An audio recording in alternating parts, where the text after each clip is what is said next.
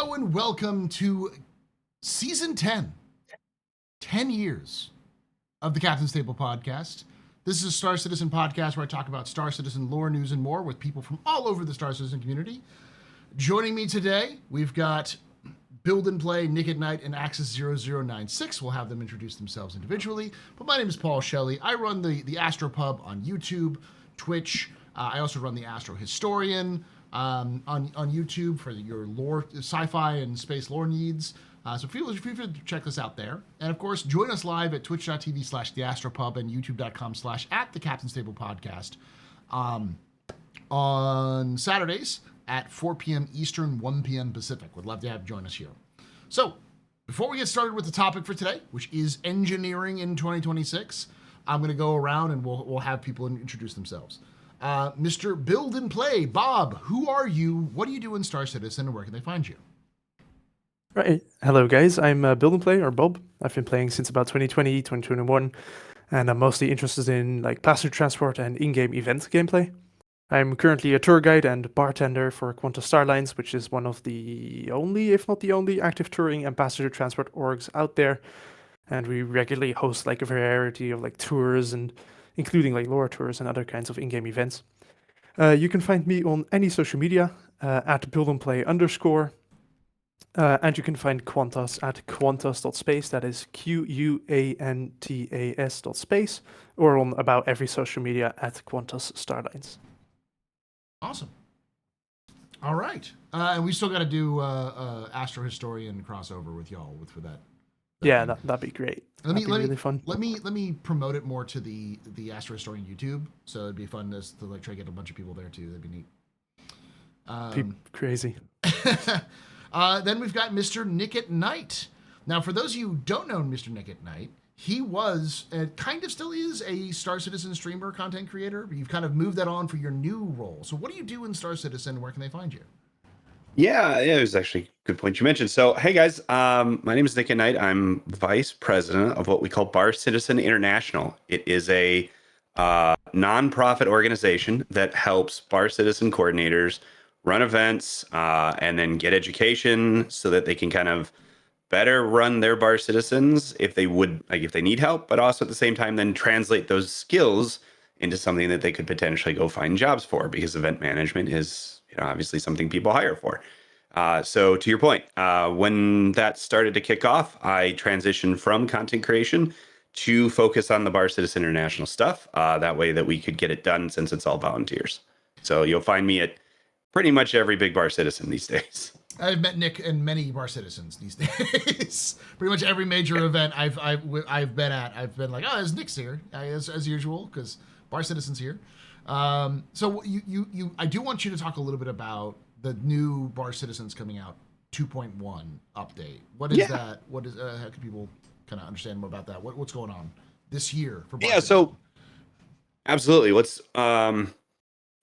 If you haven't noticed, there's a whole new Bar Citizen website. It also redirects to something you see called barcitizen.org, and I'd love to talk about why we've made that call. I mean, obviously, this is a very big year for Cloud Imperium games. We've got Squadron 42.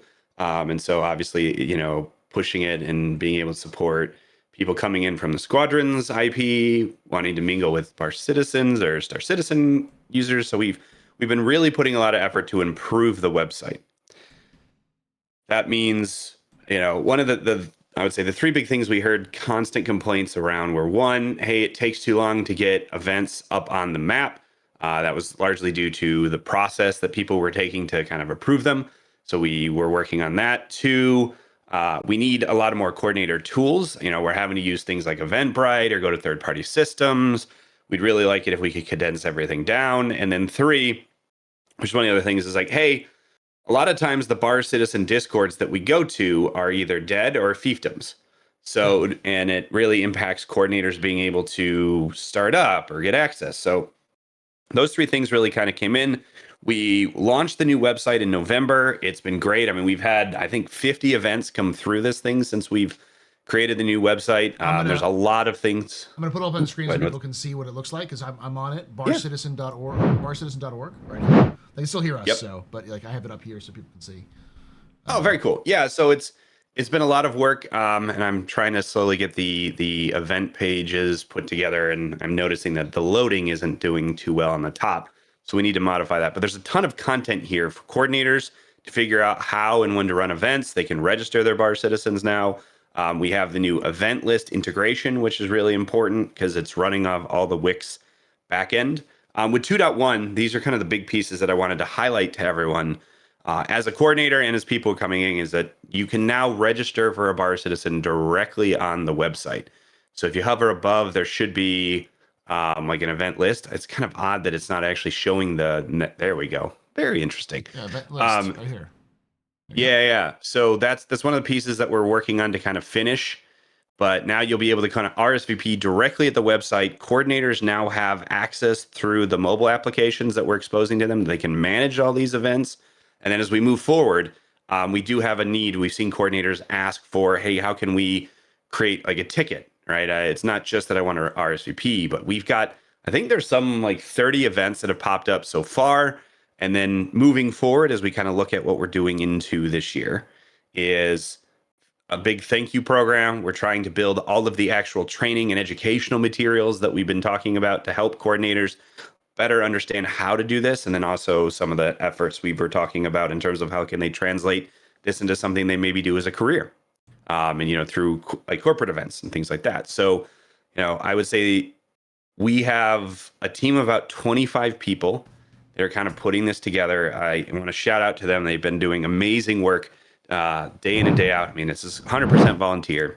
The last little bit that I want to kind of to highlight, which is kind of really important to us, is that we now are a 501c3 nonprofit. Woo. Right? That's a huge step. Yeah, for us to be able to do this. Every dollar that we're able to collect through donations goes to either keeping the website running, or the second half of this is like, especially this year, with the excitement that's going on with Star Citizens, with Bar Citizens, and Squadron 42, we expect events, especially ones that CIG attends or hosts as part of their world tour, those can get rather large. And we have seen it time and time again where coordinators have been super gracious. They've opened their hearts and their wallets to try to make these events happen. But sometimes that can result in thousands of dollars. Mm-hmm. And so one of the things that we do with the funds that we get for donation is we help coordinators when those events get that large, if they need financial assistance, if they need additional help. I know last year I jumped in and helped in Nashville. Coordinator needed some help there. We ran the one in Vegas before Quantum because there wasn't anyone there. So it's a lot of those funds go to helping keep these events running. So, and again, it's tax deductible. So, just if you're sitting there at the end of the year and going, I don't want to pay the government, well, we'd happily take your donations. So we can tell people we have the bots, but that's great. That reminds me that I've been putting off the doing the Southern Austin Bar Citizen stuff more frequently. But yeah, because I was just reminded that they're doing their Bar Citizen today. I'm like, darn. Yeah. Yeah. It's and one of the things I'll talk to you offline. We're also looking at like maybe ways that we could build overlay support, or maybe even directly into Twitch as like a bot, or with the overlays that they have within the website, just to be able to keep streamers up to speed and aware of all the events that are happening. There's a lot of things that we're trying to sort through, but like now that we've gotten it very clean as to how you register and cut down the time it took before your event was available, now the next thing is what can we do to help promote all the great work that the coordinators are doing across the globe through all the communities that we have. I mean, we're trying to work with the Reddit team so that they stop banning everyone when they post about a Bar Citizen. Mm-hmm. It'd be all those types of things. Awesome. All right, thank you for that update there. I know you wanted to talk a little bit about it, and I know for those of you who don't know, Star Citizen CIG is really, they're hard pressed. It's that time. It's 2026. You're probably going to be getting the Squadron 42 out soon, so they're probably all hands on deck. So these sorts of events are going to be the best place if you want a chance to hang out with other people. That's not an official CIG event, and then CIG will be going out to these events to hang out and talk with people about stuff. So if you're interested in that sort of thing, get a chance to do it. And I think International Bar Citizen Day is the summer, right? It's the very beginning of the summer. So Yeah, I think it's actually, give me 2 seconds. I know the exact dates. May or June? I think it's June. Yeah, after Invictus. I think it's June 13th. Okay. Yep, June 13th is International Bar Citizen Weekend. Yeah. And that's generally for those of you that are, there are primary events around all of the studios. So Austin, Montreal, Manchester, Frankfurt, that you tend to see. They will run those events. They're a great time to get together. And then, obviously they work in conjunction with the local coordinators. So kind of fits within the schedule. Awesome. Can I say something? Go for it. Yeah. I'm also a fellow coordinator like Nick, and I'm fortunate enough to have Astropub in our region. But make sure that everyone understands this. You don't have to go to all these events, guys. And if you can go to a Bar Citizen, great. But if it's too far away, at least try to go to ones close to you. That way you can meet with locals, right? That's all we're asking. You don't have to go out of your way, like 5 hours to hang out with 20 people. Yeah. Yeah, and there's always events. There's some places do monthly and stuff like that. So, all right. Yeah, exactly. With that, let's move on to Mr. Axis0096. Who are you? What do you do in Star Citizen? Where can they find you? Greetings. My name is Axis0096. I am your faithful Gundam and Mecha warrior, well, transplanted into the Star Citizen universe, as well as anything else spaceship gamey, I guess. I mean, you and I are going to be talking a lot about 1 Year War Rex today. So, we're going to... Char loves us. What can we say? Except the colony drops. They hate the colony drops. Not so good, but we're going to talk about that with engineering. So yeah, I get that. You and I are our lone warriors to trying to get Mecha into Star Citizen. They owe us our Titan suits. At the very least, a Titan suit. The Zeus system CIG. This year, I believe it. I feel it. I feel it's going to happen. I am on 4 platforms. Well, 5. I am on the dreaded X platform, the green squawking platform. Well, both greens, the red and the purple. I can't really see them all because they get angry at each other. Kick, YouTube, Twitch, and what's the other green? I know Kick's green. One green. What's the other green? I am an equal opportunity offender, Paul. Anywhere you want to go for content, if you look up Axis0096, you'll find him show up there. All right. Awesome. Oh, good.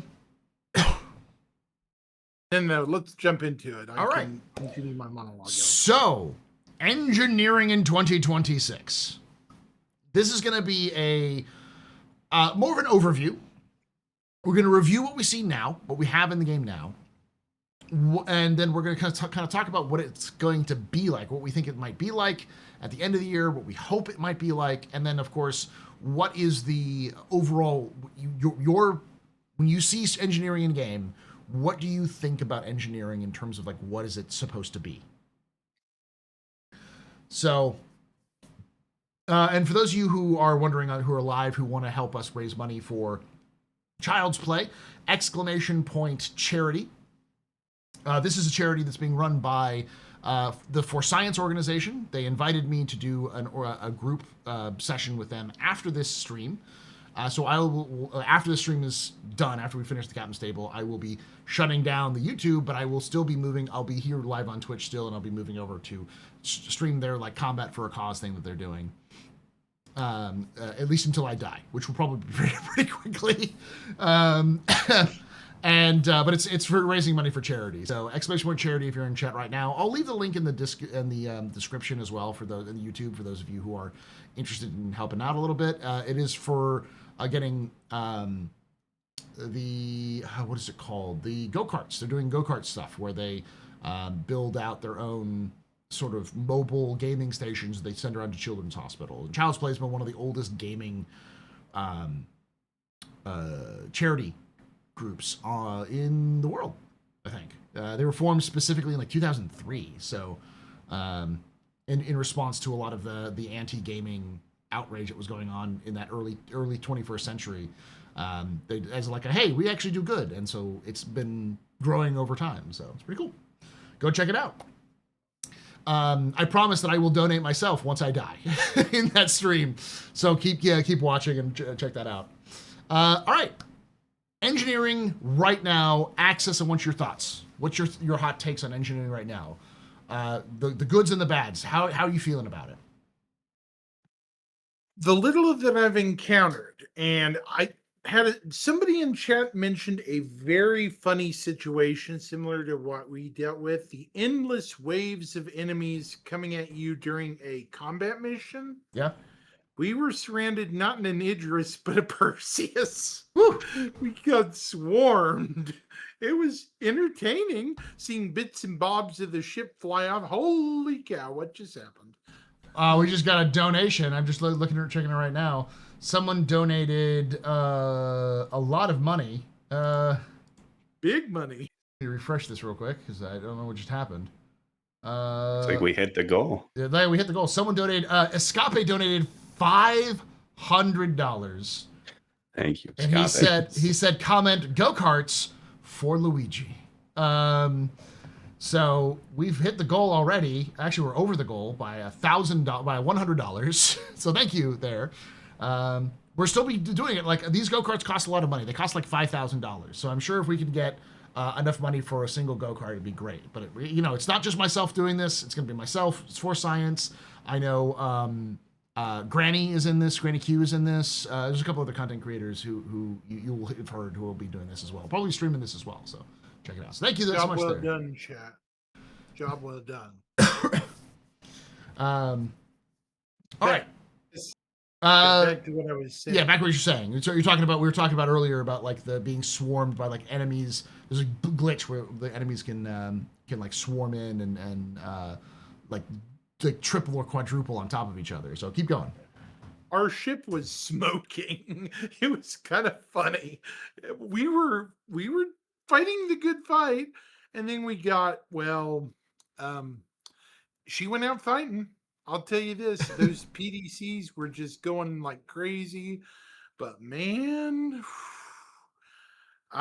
this is what happens when you don't have an engineer and you're like three guys, two turret guys and a guy on the bridge.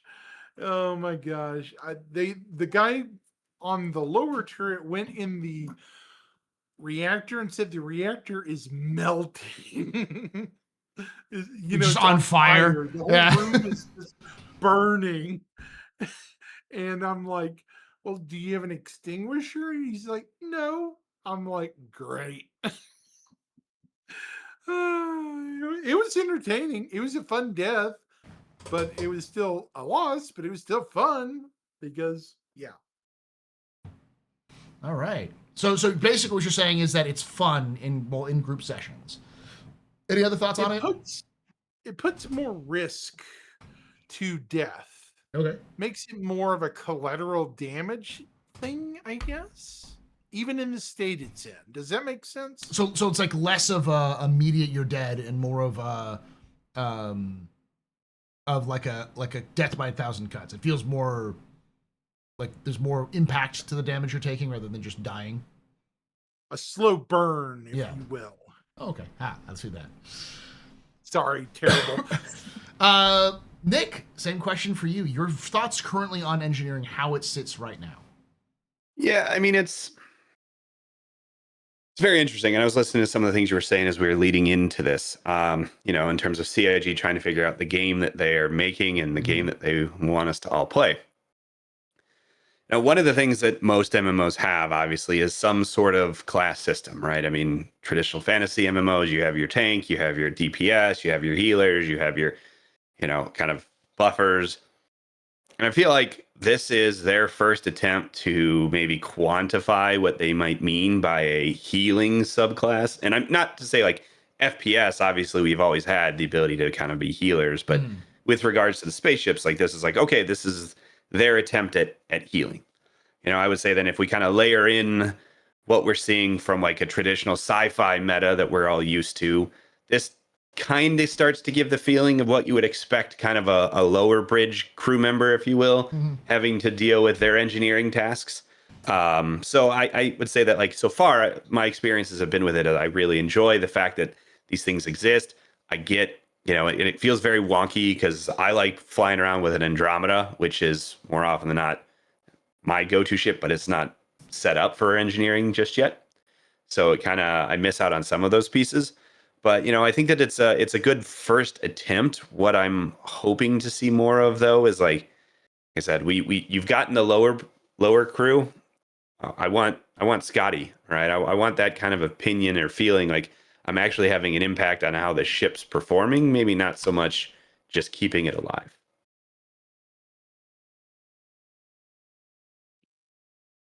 So it's more about, for you right now. It's more about engineering's more about staving off death rather than it's okay. Yeah, and I mean, I appreciate what they've done with that. I mean, there's so much potential, and I know you were talking about before in terms of how it's prolonging the experience, the player versus player aspect. I mean, I think it's a good foundational system. I mean, sure we all wish CIG would just spend a little bit more time around polish around the edges so that it's easier for people to understand when the ship's been disabled versus it's still active. I know you were highlighting the kind of the EMIR and other signatures as a way of identifying it, but yeah, I mean, it's those pieces, and I think that it's also. I'm looking forward to seeing how they expand it, because I know we've talked about, like, reactor explosion, but a lot of the sci-fi stuff we've all watched, there's reactor leaks, there's fires, there's all these different things that we can kind of handle. Dump the core, Yeah, exactly. Yeah. Dump the core. And I think that this is like, I keep going back to, like, what Jared. I remember he used to say, and I don't know if he still does, because it's been a while. They try to take it to the edge of realism and then walk it back for fun. And I think that we have a lot of people in my community that do enjoy this healer role inside a spaceship. I think that there's things that need to kind of be fine-tuned, but I see them activating. I think the biggest challenge that I'm faced with our organization, like my group, and what I'm hearing from Bar Citizens, is like the experience is fun. The barrier of entry to get somebody who might like to play this type of game having to buy a ship in order to then come play the healer on the ship that they're not using it's kind of still a mental hurdle that we have to get through as a community. All right. And last but not least, let's talk to you, Bob. What are your thoughts on engineering as it's currently implemented? I quickly want to start off just mentioning the most recent donation. There was $100 donation from Steak Ubu, I believe. $100 after Escapee just now. Steak, nice. Thank you so much. It's of course not updating live. Oh, we do live updates. Shoot that little thing here. Make gaming great again. Thank you, Steak Ubu, for that $100. So we're at $1,200. We're now $200 over the top. Already going crazy. Yeah. It's always with this community, man. Last time at the 24-hour you were here for the 24 hours stream that I was here, and then I think like $2,000 was donated during my session. It was mental. Half the session was me and Axis just being flabbergasted at the money that was coming in. Yeah. So yeah, but engineering, I think it's currently, I think engineering is very troubled. I think there is a lot, especially with like bugs and stuff, like the audio bug, of course, at this point, an infamous bug being a massive issue for any ship that has PDCs, any ship that is larger. Whatever causes it, it just seems to be the more sounds your ship has or are happening in your game, the higher the chances that your game crashes.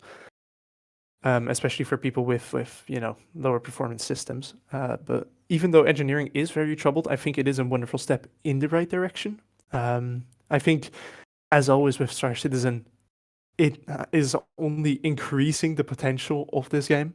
But I'm also kind of afraid of that, because I think that's been this year-long thing with Star Citizen. We're always talking about potential. I just hope we get there. But yeah, I think it's really fun, although the balancing right now is rough, because I feel like in many of the larger ships, if you're doing PvE, it's kind of like, or you die really quickly, like your ship gets disabled instantly because you fight a Polaris and the Polaris main gun pens to your power plant and just 1 or 2 shots hit, and Yeah. you're instantly kind of out of the game. Or you do not notice it at all because the NPCs do not know where the components are at all in a ship, so it's completely like RNG. In PvP, I think it's actually more interesting, especially in larger ships, because larger ships got basically just a HP increase with the armor pool being added on top of the already existing like HP points that mostly stayed the same over the implementation of engineering. Which helps out a lot of larger ships, and because of the lower penetration values and such, there is more room now for larger ships to actually be somewhat viable in PvP. Although, arguably, it's still light fighter meta because of the the HP pool. When it's low enough, it pipes the damage to the power plant, and the ship still completely disables. And after a while, they'll completely explode.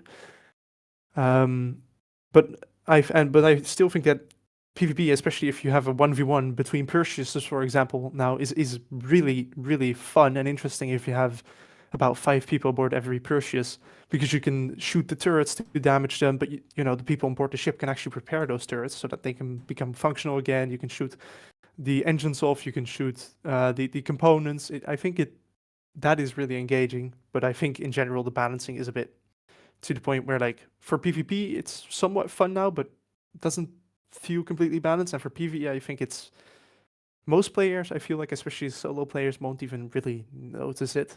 If you're just flying on your own in a smaller medium ship, you're probably not really gonna notice the difference between pre-engineering and current engineer, or pre-engineering and the current game.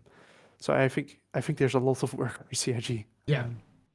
I'm on the similar camp. Like, my experience with engineering is I forget it exists when I play the game. Yeah.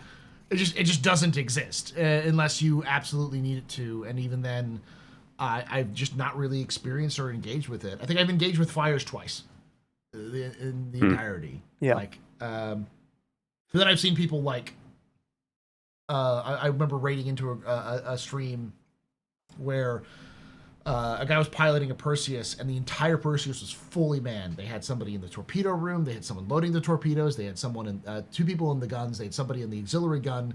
Obviously, they were flying it with the pilot, and they had somebody in the engineering bay doing engineering. And he was basically just like, "Yeah, we've been like punching Idrises in the face for the last 4 hours without ever repairing." Because we've been running around doing engineering stuff and keeping things around. I'm like, that's cool. That seems like it's cool, but that's sort of like I'm gonna take this thing and I'm gonna push it to the absolute limits of its ability and see how long we can last. And there's not really a lot of those options in Star Citizen unless you choose to do so. Yeah, I remember this. I think you raided Dark Owl, and they were indeed just Yes. they were Dark just doing Owl. PvE missions against the Polaris, I think. was Polaris, Idrises, but they were just constantly doing the Polaris missions, and kept doing it for indeed multiple hours. And when you raided them, that was the exact point at which the ship finally started breaking down. Yeah. But then, in my experience, I did the Polaris mission. We did the second one. So first one we did, we won the fight. Second one, and 2 of the bullets just hit the power plant, and instantly the ship just goes into critical, and it's just kind of over. Yeah. Because the NPCs keep shooting the ship, and since especially the fighters were still alive, there was no real way for us to recover there. Yeah, that's So yeah, I feel that it's kind of like the problem. It's either you don't notice it or it sucks. yeah, exactly. And in PvP, I think it's definitely viable, or more viable, because players actually shoot at turrets and components, and also kind of stop shooting and prefer to do stuff like boarding. And for example, I was, especially during the PTU cycle for engineering, boarding quite a few like bounty hunter ships. Yeah, you still boarded sorry me for that one incident, Paul. Yes, you boarded me. Yeah. Like, I remember you Whoops. you attacked me in Omega right before a captain's table and managed to disable us and board us and take it out. I was flying around with the fire extinguisher, and blasting at you in the face. Sorry, was, sometime over. Yep, that was a little bit of an accident, but it's when you have PvP and you have on the Perseus like 2 or 3 engineers running around, maybe even 4 on both ships, and all the main guns manned, you can have pretty like long fights.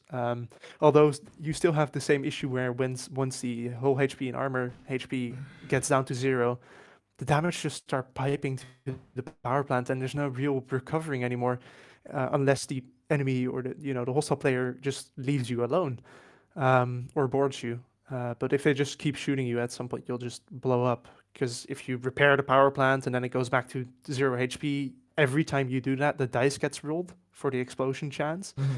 So you're just you can't really do anything at that point. And I kind of dislike that state at the moment. The death loop. So where you're just in a constant, Yeah. like, you're just dead. Yeah, and someone in chat says spare parts, but that's not really viable for the larger ships. I agree that it is fun for smaller ships, but anything with a size 3 power plant, you just cannot do. You literally that can't at all. remove it. So Yeah. no, We need things like power junctions or fuse boxes or something. We need batteries. We need to be able to like shut down Yeah. a core and be able to run batteries, run the ship off batteries as an emergency to get you from point A to point B. You know. Batteries is a fun topic. Yeah. We Because need, that's to your point, interesting where right? that's gonna It's go.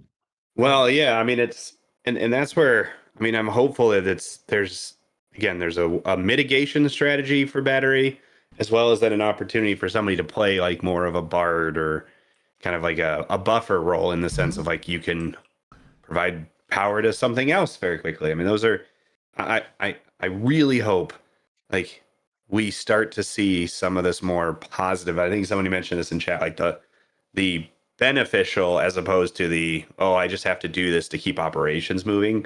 If we don't see that in engineering just as like this is a reactionary thing, like I think that they've missed a huge opportunity to pull more in. Escape says subcomponents. Okay. yeah. Well, let's talk a bit about this because that's the next topic. Is where would you like to see engineering go this year and like towards the end of this year? Like, what are some of the things that CIG should focus on to make it to improve the experience? And I'll start with you, Bob, here on this one since you're the last one to speak up. I think there's a lot that needs to change. Obviously, stuff like you discussed just before this captain's table, stuff like the Idris main gun. I think the pilot should be one pulling the trigger, but should not be able to fire the gun when being on the ship on his own. Stuff like that should really be fixed, in my opinion, especially if we at some point get crafting and larger amounts of people will, get Idrises. Although it probably will be expensive, but seeing how many duping issues and stuff there exist in the game, I think there would still be a large amount of like Idrises. And for the other stuff, yeah, batteries is a main part of it. I'm really curious to what we're actually going to see there. Because I hope that kind of fixes up the just kind of like, we're dead and we can't really do anything anymore unless the enemy boards us. I guess at that point then maybe we have a chance, or leaves us alone. And I also kind of hope that they find a way to during the PTU cycle for engineering, you could repair the hull of your ship with, like, you can bring the hull HP back up for the vital body part with your repair tool, which repair and salvage, was extremely broken in PTU because it would just, you right click the vital body part of the Perseus and it would just jump back up to 100%, which meant that you would never go to 0 hull HP. And in my opinion, those fights and those scenarios were actually a lot more fun compared to how it is right now. So I hope they figure out a way to at least not maybe just straight up pipe all the damage that is getting, that the ship is taking, just piping that to the power plants. That always felt like a temporary thing to do while they were, because they needed to leave engineering for the holiday, so they just wanted to get it to a place where people could play it, where it could exist, but and that always felt like a problem with like NPCs. Like my theory has always been that they did that because NPCs don't know to target your components, so they'll just keep attacking you. And so if you're dead in the water and they're still attacking you, then you're just going to stay at a death loop where you can't really do anything, and that's kind of boring. So instead, they wanted to pipe everything into the power plant so that NPCs would kill you. Yeah. But if your power plant doesn't blow up and you don't repair your power plant, your ship will just kind of stay alive until that like extra HP pool, which is way larger than the normal ship HP pool, is breached, at which point the ship will actually just blow up.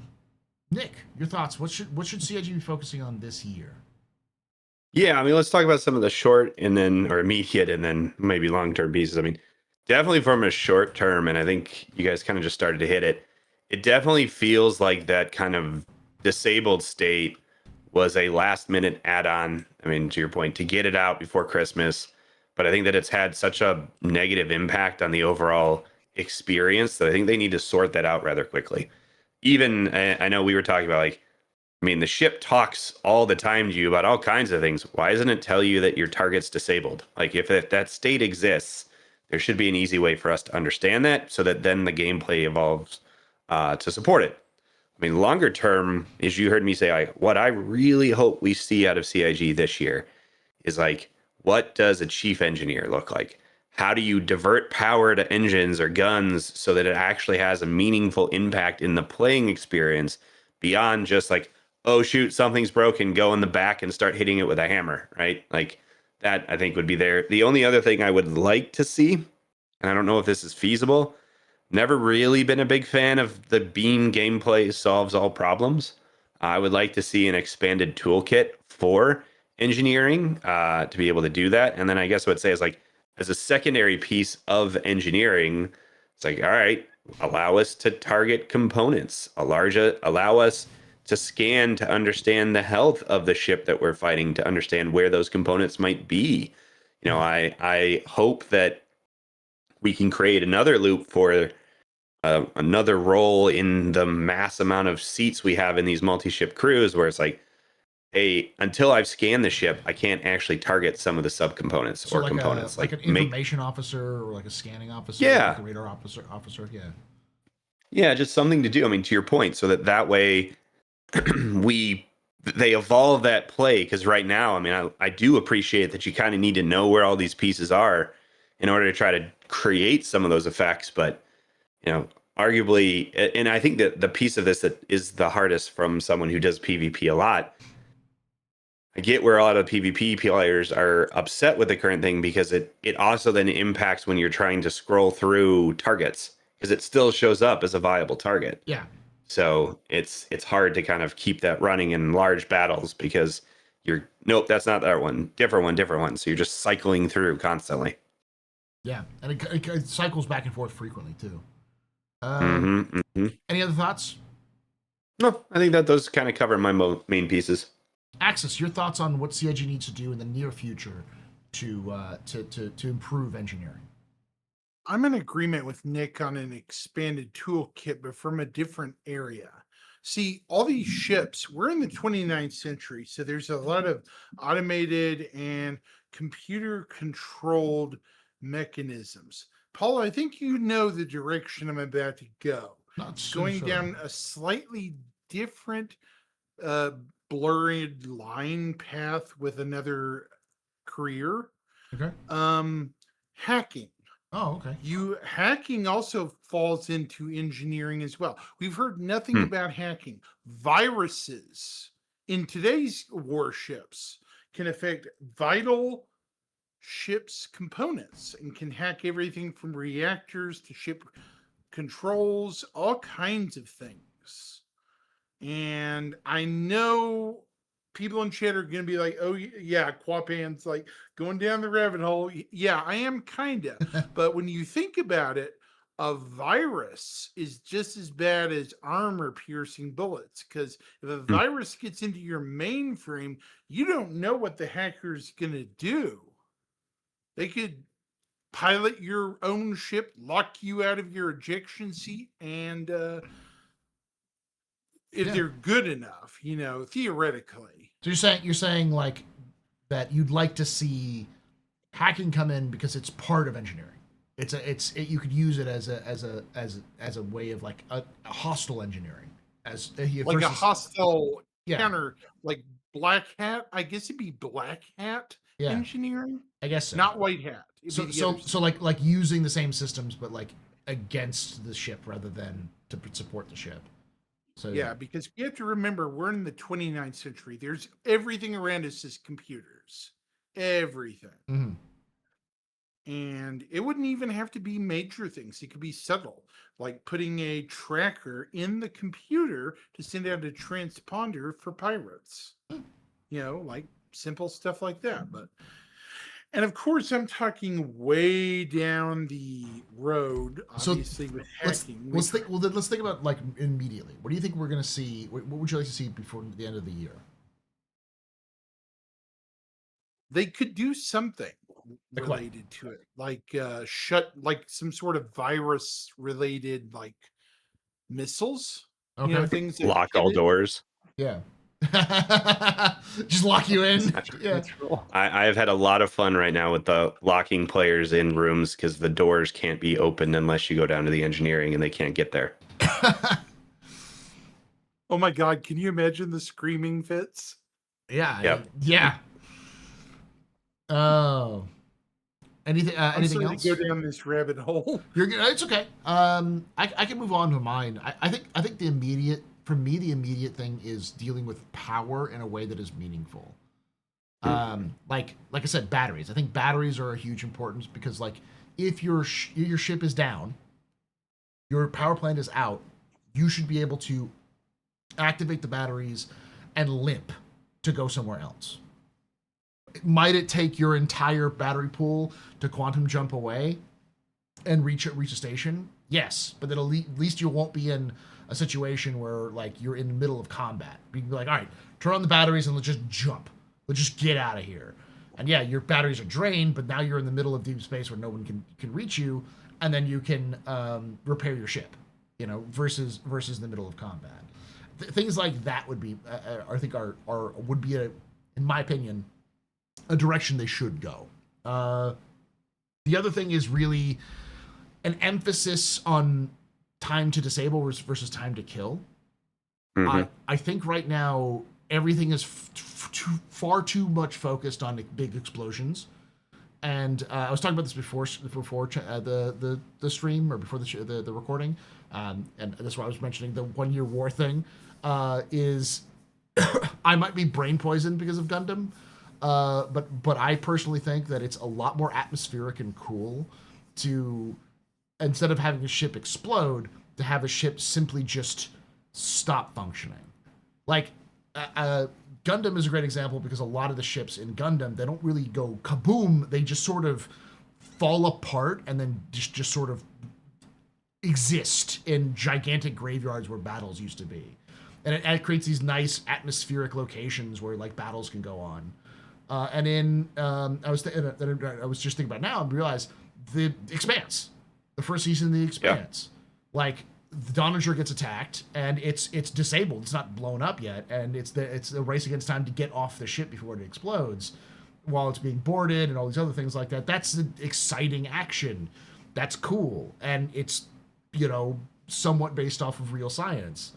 So, I mean, it gives you an opportunity if you were in that graveyard to go salvage a component you might be able to scan and find somewhere else and bring back. It's a huge game loop that you're highlighting. That you're right. They've completely, I wouldn't say completely. They just it's a way that they can expand that they probably hadn't thought of yet. Yeah, and I think that the emphasis on it also allows for more interesting gameplay because if you're in a ship, your ship is disabled, you have a chance to repair and get out and leave.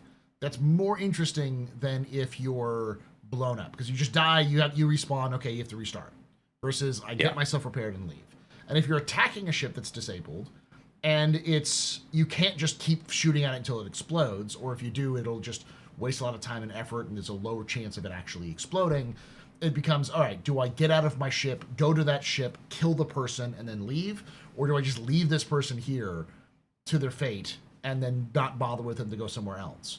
So it creates more of a risk for the players who are attacking because in order to actually confirm a kill, you have to physically go confirm the kill rather than, just sort of hang out and just keep shooting in space. That's boring. It's boring to kind of like just random shots.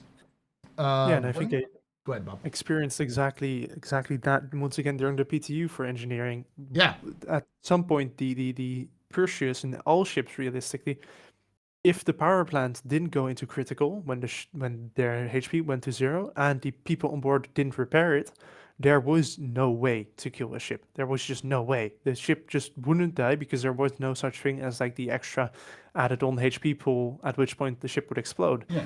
And once again, we were bounty hunting. We meet this Perseus, which at least had 3 crew members because it was flying and had 2 guns firing back. Mhm. We had a guarding QI and a Perseus. We won the fight because we had probably just more crew members and once again the QI, so they can really get out. And the ship didn't explode. So we were there, sitting there. The Perseus slowly, or we had to, at that point, they didn't add space drag back in. So we had to physically like stop the ship from moving. Thankfully, they did add the space drag back in. Although it's unrealistic, it is just more fun. And otherwise you would need like an SRV to stop it, which would be incredible effort. But and then we were forced to confirm the kill on the bounty. We were forced to board the ship, and 2 of the guys on the ship were actually fighting back. So we were like with 3 guys who boarded the ship. One of us got knocked. We killed the 2 guys, and then we were looking for our target, which was the pilot. But he locked himself in the captain's quarters, hiding behind his desk with a gun. He didn't have any armor on. He was just like with like a pistol behind the desk, and we breached the door, and he starts shooting at us, and we shoot him back. And that was by far probably the most fun I've had bounty hunting in any game ever.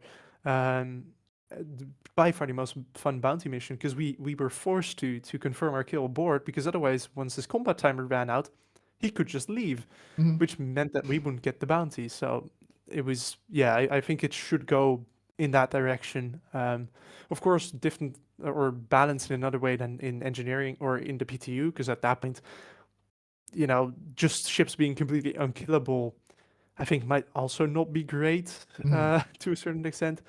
I think there should be a way to explode it. Once again, wear and tear on, you know, a power plant. Once it's really badly wear and teared, then it's easier to explode. That kind of stuff, or ammunition, or the cargo on board being volatile.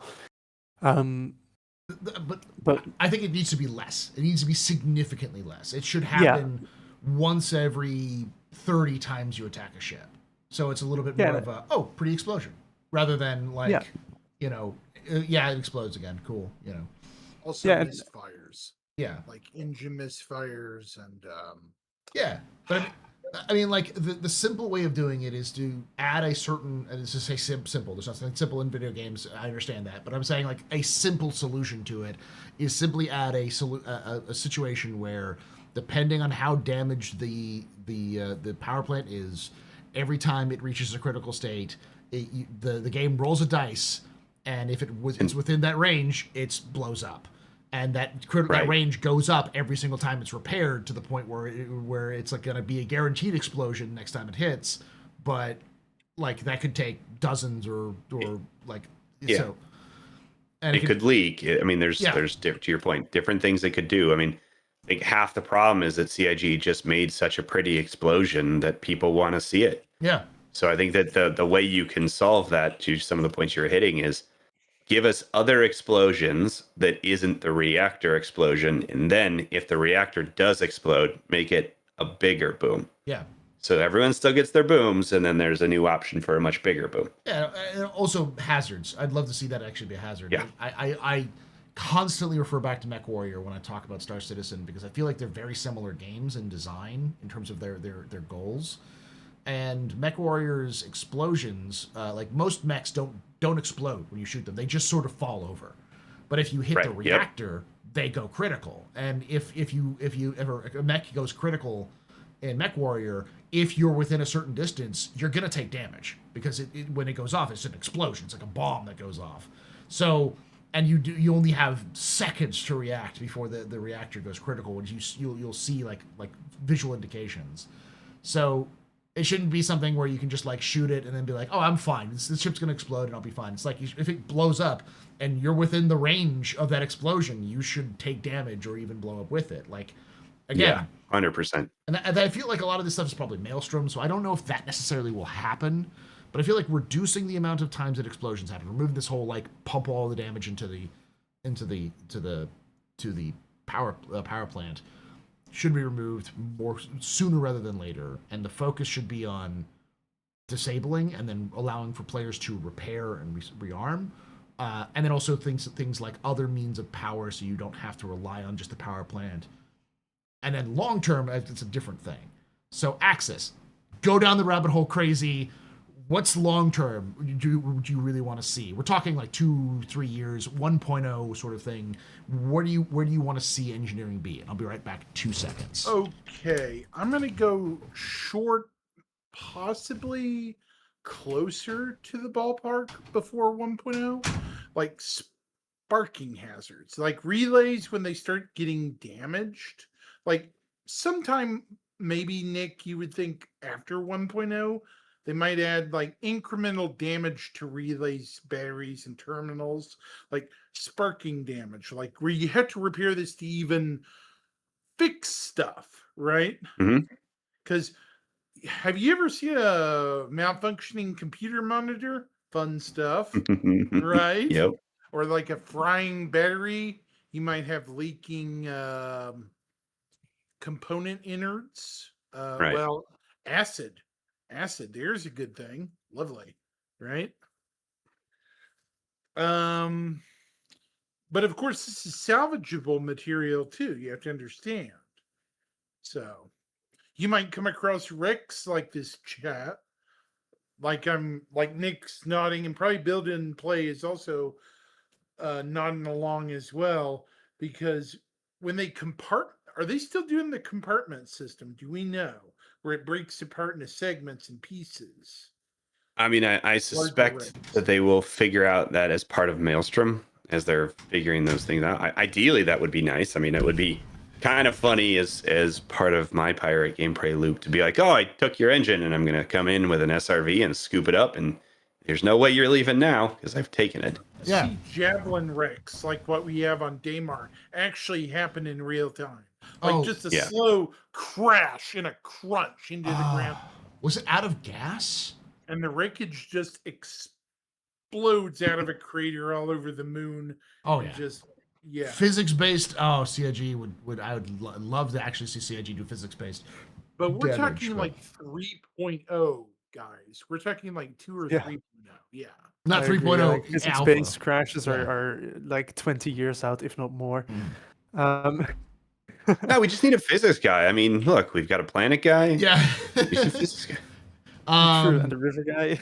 But like I was saying before you jumped out, Paul, sparking relays, like relays get damaged More already visual. in some missions. Yeah. Like it physically will hurt you even if you approach. You might have to repair that first before you even repair this ship. All right. Nick, your thoughts on where you want to see Star Citizen engineering long term 1.0? How should it feel? Yeah, I mean, long term, how it should feel. I mean, I really want to push this because I was an enchanter back when I was playing EverQuest. Like, I had a wizard, but I often had the most fun playing the enchanter.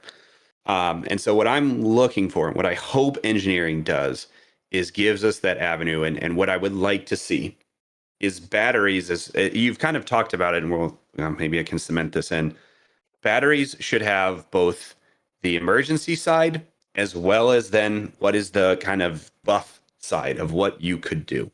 And what I really am hopeful for is that we start to see the chief engineering role come into play, where they actually have a mini game, and they're managing heat, they're managing power, they're routing power through the network to get to the various subsystems for a period of time to provide a buff.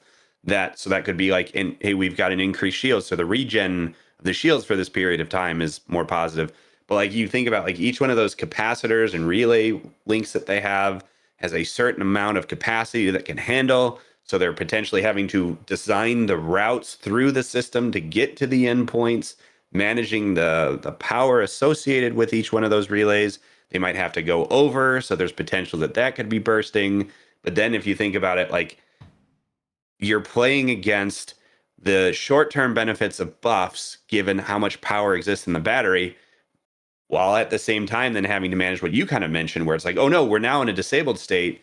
This was our lifeline, but we were using that lifeline during the battle, so we might not necessarily have as much to go with. Like, if we could resource management, buffs, like decision points, so that the engineer, like, what I often want to do, because I see this with my group a lot, is there are people that want to participate in battle. They might not be the quickest with the draw. They might not be able to kind of focus and target things. They don't know how to fly. But if you give them this role where they're actively part of the engagement and they're like, all right, guys, I'm giving power to shields for this 30 seconds. Like, hold on. Or, hey, I've routed power to like guns, access, go to town. Like, that brings them into the experience. And I think that's what I want to see engineering being outside of all the stuff we have now, because then somebody isn't just sitting there waiting for it to happen. They're active through the whole life cycle of the event. I like that idea. I mean, you basically stole a lot of my idea. And I know it's one of those things that people have been talking about for a while, which is overclocking. You know, like using engineering as an actual benefit to the ship. I don't know if that's going to be this year, but I feel like that's so important to the role to make it feel like, instead of it, as you said, instead of it just being like, I'm here to just run around and fix things, to be like, oh no, my active job is to buff. I am rocking out on this guitar. However, this guitar to give you bardic inspiration, but it's not giving you bardic inspiration. It's squeezing 600 rounds of energy of more energy fired out of that cannon, so you can deal with the enemy, sort of thing. Yep, 100%. And to Axis's point, like, negative buffing, you know, or debuffing could be a thing with like with hacking, hacking, and hacking is sort of that negative. We often talk about how like salvage and repair are the inverse of each other, but like hacking and engineering are the inverse of each other too, because you're going to do the same things with hacking. You're just opening doors, like shutting down systems, that kind of thing. So versus shutting down, closing doors, and powering up systems and such. So hacking the enemy so that they accidentally vent the entire ship and then just yeah from lack of oxygen. That would be We've amazing. also seen environmental damage do debuffs and stuff. Yeah, there should be a problem with like overheating your ships and stuff. Right. I mean, and go ahead. Oh, sorry. Go ahead, Nick. I was gonna say one last piece that I want, especially because of crafting, and this is where the engineering role is then, because if we're building this type of system that has this level of complexity, you'll want to find people will want to specialize in this role. And because they've specialized in this role and they understand what they could do, the last bit that I'm desperately hoping for is subcomponents, so that that expertise falls into the crafting loop. Those people know what to make. They can kind of customize depending on how they like to play. So like to your point, like, hey, this are like maybe these weapons that I've put together, they have an overcharge protection because I know I like to play that way. So I've made sure that they can handle the increased power, like detrimental to the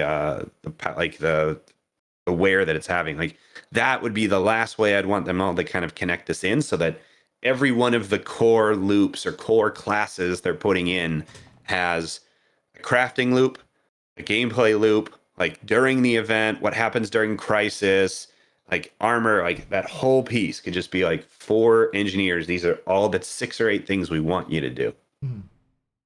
All right, Bob, your thoughts. What do you want to see? How do you want to see engineering function in like a 1.0 and beyond state? Right. Well, I think Nick is really, hitting the nail on the head, I guess. I think that is largely where I'm hoping that engineering will go, because especially right now, since I do enjoy playing engineer, you notice that when you're, in the cases where you actually need it, even in PvP, during the start of a fight, because armor is still up, you'll mostly be sitting in like a secondary gunner seat, for example. So on the Perseus, I'm often sitting in the remote turret until stuff actually starts taking damage. I think CIG will actually rather sooner than later start focusing on that buffing, largely because currently in engineering we have the especially on larger ships, you have the on the engineering panel, you have the like high performance sort of area at the top with like the yellow little bar and the H next to it, which in case of the shields, for example, already means that if you give high power to your shields, you actually get slightly more shield HP. It's just not like large enough of a difference yet, I guess.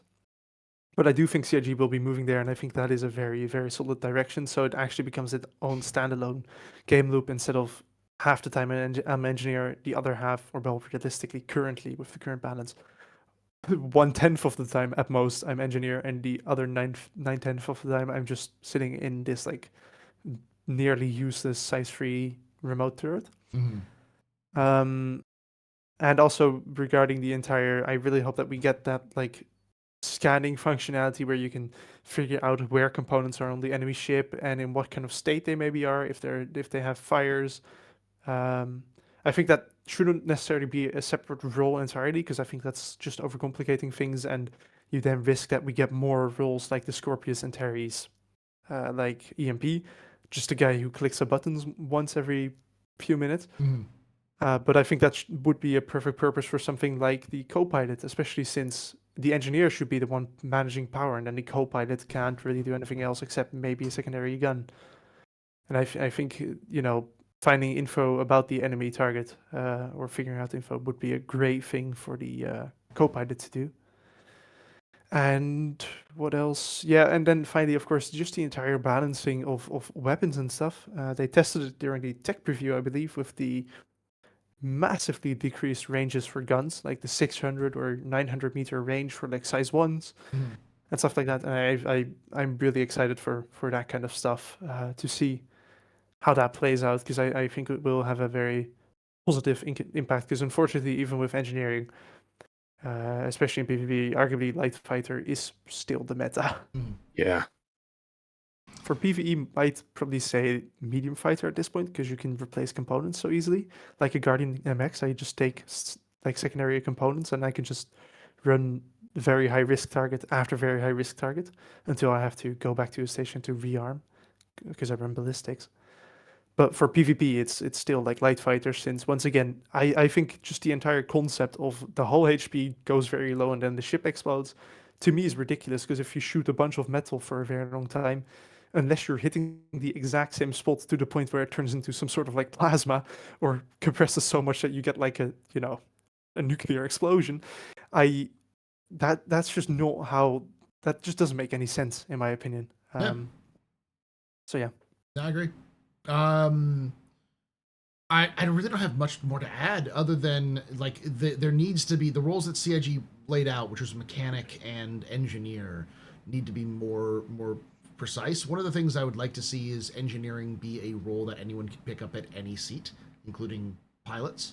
So if pilots want to do the engineering while they're doing it, they could, but it's just a pain in the butt to go sweep back and forth. And I think breaking down a lot of engineering into specific roles like overclocker, mechanic, like chief engineer, maybe counter hacker if you're worried about like stuff like I played Pulsar, which is the Lost Colony, which is a multi-crew ship game, which has like each unique roles, and one of the roles for outside of engineer was the like science officer. The science officer's main job was to either stop viruses from spreading in the ship in terms of like computer viruses, or send over computer viruses that would do specific things like disable the guns for 30 seconds or disable the engines for a couple like that. So and those sorts of roles are fun because they sort of send out like your job is to like time your packages with the attacks of your allies, and also this requires coordination. And I feel like if engineering was part of a coordinated team effort that felt more rewarding, like, oh, I have a good team, thus I survived, thus I'm doing better, thus I got the win. And then for moments like at the beginning of this broadcast, I actually talked about like being surrounded by like 40 ships in a Perseus and being like, all right, well, we got to fight to the end. We're going to die, but we're going to take out as many of them as possible. That kind of, those sorts of big moments would go a long way to making the role viable.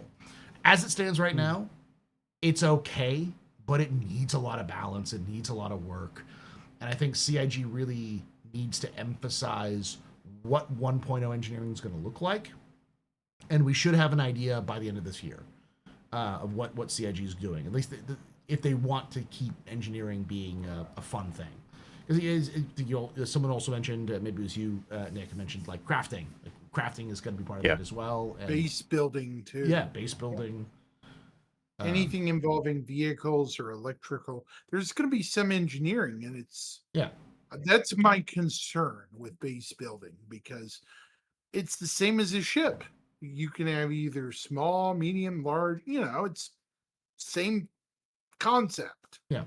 Yeah. Someone's saying engineering including E-War. I think E-War and engineering are the same things, just inverted. And if you think about it like that, it's just a matter of how do you deploy your anti-engineering engineering? How do you get access to the engineering panel remotely, and then do the things you need to do to disable or disorient your enemy? That's what, in my mind, that's the easiest way of thinking about it in terms of gameplay and design. I do hope that they go that route, because then you would have this, like, you have the ballistic / laser option, which is like actually does damage, physical damage on components and stuff. Mhm. You have the distortion option, which means you just basically disable the ship in its entirety, but that it isn't really debuffs. It's more just you have a safe way to disable the ship without having a chance of accidentally blowing it up. Less and than because of lethal the- attacks, basically. Yeah, exactly. The taser sort of attacks, especially for like bounty hunters and stuff. And then E-War, or like, hacking gameplay for basically having debuffs on the other ship, nerfing the other ship, Yeah. the enemy. Yeah. I hope that that's going to be the sort of like the way they balance those three. Yeah, I just think that that's the logical way of developing it, because of everything has been sort of opposites of each other. Like the difference between repair and salvage is that they're just opposites of each other. I wanted to say, was it mining and salvage is similar, like kind of opposites? There's a lot of like dualities that kind of pop up in the Star Citizen gameplay. Whereas it's clear that CIG said, oh, this is this, and this is also this, but just reversed. And those sorts of things can be, like stealth gameplay is engineering. Like that would be an interesting thing to do as well, is like say stealth is all about managing power and not just being like, I'm going to hit the stealth setting, but like having someone sit there and actually tweak so they can go, okay, this is the output we're going for. We need to make sure we hit this, and we have to turn this one down low, and we have to like tweak it this with more power, that kind of stuff, or we have to like add in the subcomponent or something like that. So that already kind of is the case, thankfully, because you need, when you want to run stealth, you need to run with minimal coolers, but without coolers doesn't work, because then you start overheating. You already need that kind of balance, but that would be, but like real like silent running would be really cool. having something you could do where you could like physically cool down components with like a cooling beam or something like that, so that you could so that you have an engineer sitting there being like, all right, which one's overpowering, where's the power coming from, and the chief engineers like the shield generator, we need to hit that, and you have run someone over there and hits it with like a way to manually cool it while you're silent running, so you can actually like keep the power down and keep people running around for more improved experience, or not experience, but more performance. So the fire extinguisher already does this in game. So if you turn off your cooler and then keep hitting your like components with a fire extinguisher, it will heat up slower. And the other way around, if you have barely enough heating or you don't have enough, you can cool one of the components, especially the power plant, since it generates the most heat by far, the most IR. You can actually cool it already manually. So I guess the fire extinguisher already kind of has that potential. Although I actually haven't. It would be really fun to test running a ship with just fire extinguishers without coolers. For science, if you're watching, they are. I mean, we are going to be there. That later. would be interesting. All right. And think about fire extinguishers as an additional stealth mechanic. We're going to have to pull that one in. Thank you so much for hanging out with us, y'all. That's going to be the end of our discussion on engineering in 2026 and beyond, I guess. We're going to be moving on to the question and answer session. We do have a hard cutoff date for time for this question and answer session. So I've got a little over an hour right now, so we'll take a few minutes break and come back. But so we'll take questions from the audience, but it will cut off at the time we need to cut off. But I do want to thank Access for coming in. Check out Access0096 on all of the social medias. For Nick at Night, thank you. Check out Nick at Night, and of course check out barcitizen.org for all the new updates and stuff. And of course check out Build and Play, which is Quantus. Quantus.space for all the information you need to know on their events and tours and all that kind of stuff in game. It's all cool stuff. I do also want to thank those who have donated money to charity here. We've got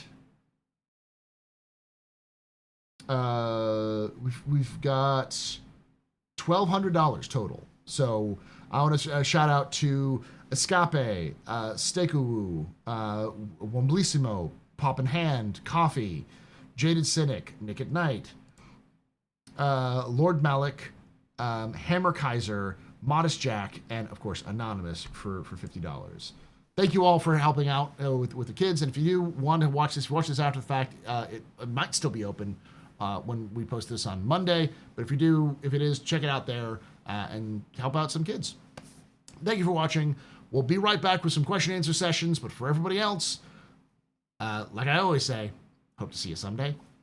The Black.